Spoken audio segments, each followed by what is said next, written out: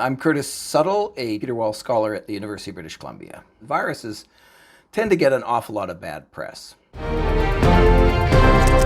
We hear about viruses in terms of being things that we're afraid of: influenza, SARS, Ebola.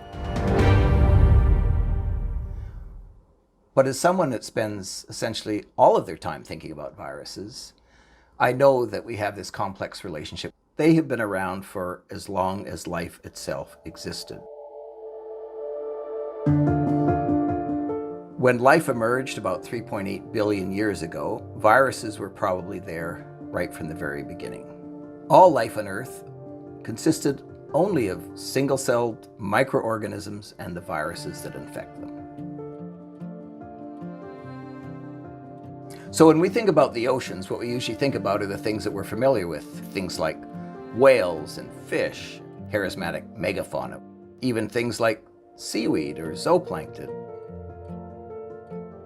What we don't realize is, in fact, life in the ocean is almost entirely microbial. About 95% or more of the living material by weight in the oceans is microbial, and only a very small percentage are things that you can see.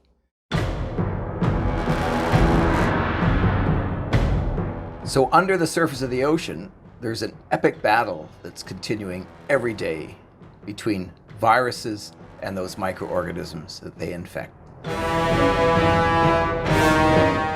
What a virus will do is it will go and it will infect that specific microorganism, and it will spread amongst very closely related microorganisms. Those organisms are killed, and other organisms are able to survive and thrive. And as a result of that, what we find is that when an organism is killed by a virus, the contents of that organism are released into the environment. And that provides fuel, which essentially sustains the other life.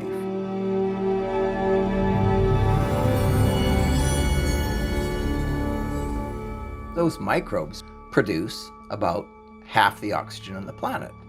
So every second breath we take, in fact, is a breath that has been produced by a microbe in the ocean. There's oxygen.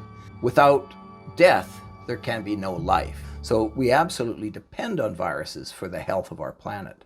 But we might not even think about, in fact, that we would not even exist if it weren't for viruses. 8% of our own DNA is actually nucleic acids that was donated from viruses.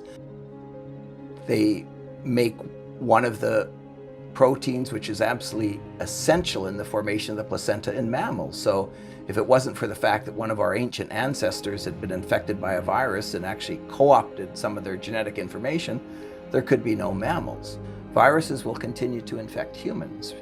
But on the other hand, we have to keep in mind that even though there's negative consequences of viruses in terms of human populations, ultimately that we're absolutely dependent on them for our own survival.